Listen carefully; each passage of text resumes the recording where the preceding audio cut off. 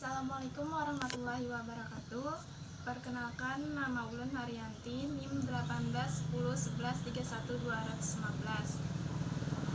Di sini saya akan menjelaskan tentang materi pendidikan. Pendidikan adalah pembelajaran dan pengetahuan, keterampilan, dan kebiasaan sekelompok orang yang diturunkan dari generasi ke generasi berikutnya. Pendidikan ini bisa didapat di sekolah, rumah, dan masyarakat. Hubungan pendidikan dan filsafat pendidikan sebenarnya adalah dua istilah yang punya makna sendiri. Akan tetapi, ketika digabungkan menjadi sebuah tema baru dan khusus, filsafat pendidikan tidak dapat dipisahkan dan ilmu filsafat secara umum. Filsafat pendidikan memandang kegiatan pendidikan sebagai objek yang dikaji, baik secara ontologis, epistemologis, dan aksiologis. Ada banyak definisi mengenai filsafat pendidikan, tetapi akhirnya semua mengatakan dan mengajukan soal kaidah menyelesaikan permasalahan pendidikan, dan upaya ini kemudian menghasilkan teori dan metode pendidikan untuk menentukan gerak semua aktivitas pendidikan. Demikian penjelasan dari saya. Wassalamualaikum warahmatullahi wabarakatuh. Perkenalkan, nama saya Eva Rusida, NIM 19101133200015. Di sini saya akan melanjutkan materi tentang berbagai pengertian filsafat pendidikan. Menurut Randall Karen Tia Kamblis tahun 2009 mengatakan bahwa filsafat pendidikan adalah penerapan serangkaian keyakinan-keyakinan filsafati dalam praktek pendidikan. Selanjutnya menurut Al-Syaibani tahun 1797, filsafat pendidikan adalah aktivitas pikiran yang teratur yang menjadikan filsafat sebagai jalan untuk mengatur, menyelaraskan, dan memadukan proses pendidikan. Artinya, filsafat pendidikan dapat menjelaskan nilai-nilai yang maklumat-maklumat yang diupayakan untuk mencapainya.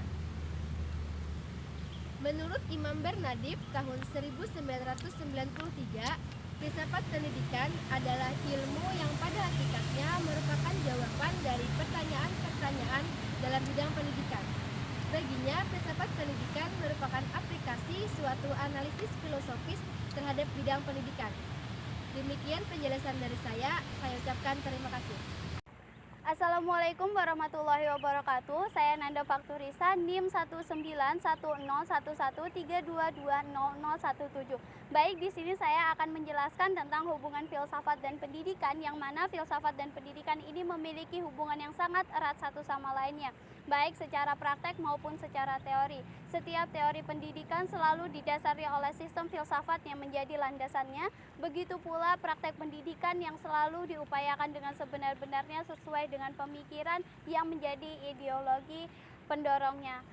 Sesuai dengan yang diungkapkan oleh Bernadette 1994 pada halaman keempat, beliau mengungkapkan bahwa filsafat pendidikan pada dasarnya merupakan analisis filosofi terhadap lingkungan pendidikan. Beliau juga mengungkapkan bahwa hubungan antara filsafat dan pendidikan itu dibagi menjadi dua, yaitu hubungan keseharusan dan juga dasar pendidikan. Hubungan keharusan itu adalah filsafati mencari nilai-nilai yang sebenarnya, dan pendidikan itu mengaktualisasikan nilai-nilai ke dalam kehidupan manusia. Sedangkan dasar pendidikan di mana filsafat ini mencari nilai-nilai dan dasar-dasar yang bersifat dasolen atau yang bisa disebut yang seharusnya.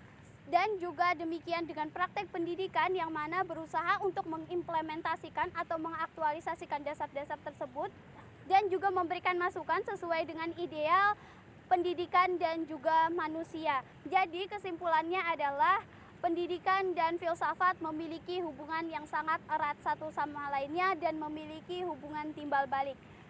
Terima kasih, itu tadi dari saya. Mohon maaf bila ada kesalahan. Materi selanjutnya akan disampaikan oleh teman saya. Ya, di sini saya Refki Priatullah Ananta, NIM 18101132 Ya, di sini saya ingin melanjutkan materi tentang manfaat filsafat pendidikan. Di sini saya ingin menjelaskan apa sih manfaat filsafat pendidikan. Misalkan kita filsafat pendidikan, contohnya kan mahasiswa yang sedang menuntut ilmu di lembaga pendidikan. Tenaga kegiatan dianut untuk memikirkan masalah-masalah hakiki terkait pendidikan. Pemikiran mahasiswa menjadi lebih terasah terhadap persoalan-persoalan pendidikan baik dalam lingkup mikro maupun makro. Hal ini menjadikan mahasiswa lebih kritis dalam memandang persoalan pendidikan. Di samping itu, mahasiswa yang mempelajari dan merenungkan masalah-masalah hakiki pendidikan akan memperluas cakrawala berpikir mereka sehingga dapat lebih arif dalam memahami problem pendidikan sebagai intelektual muda yang kelak menjadi pendidik atau lembaga pendidikan sudah sewajarnya bila mereka dianut untuk berpikir reflektif dan bukan sekadar berpikir teknis dalam memecahkan problem-problem. Dasar kependidikan dengan menggunakan kebebasan intelektual dan tanggung jawab sosial yang melekat padanya. Contohnya, menjadi salah satu landasan dalam perkembangan ilmu pendidikan. Yang kedua, menjadi landasan dari kebijakan mengenai problem pendidikan. Sekian, terima kasih. Saya Rifki Priyatullah, ingin menutup. Assalamualaikum warahmatullahi wabarakatuh. Saya Norwidia Melati, NIM 1911131200016. Di sini saya akan menjelaskan ruang lingkup kajian filsafat pendidikan. Secara makro, ruang lingkup filsafat pendidikan meliputi 1. Merumuskan secara tegas hakikat pendidikan.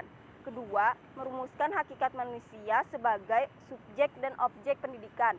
Ketiga, merumuskan hubungan antar filsafat pendidikan, agama, dan kebudayaan.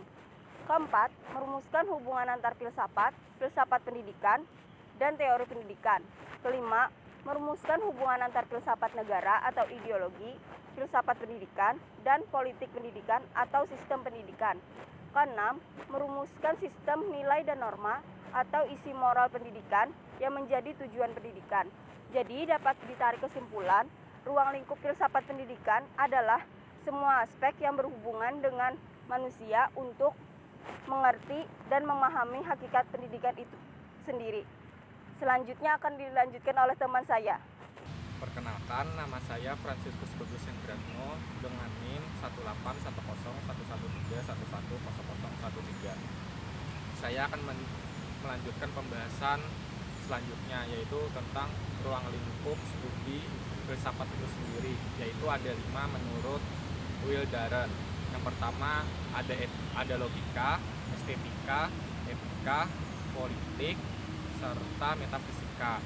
Lalu yang pertama, logika. Logika ialah studi tentang metode yang mengenai cara berpikir dalam observasi, dalam dedukasi, induksi, hipotesis, serta analisis eksperimental dan lain-lain.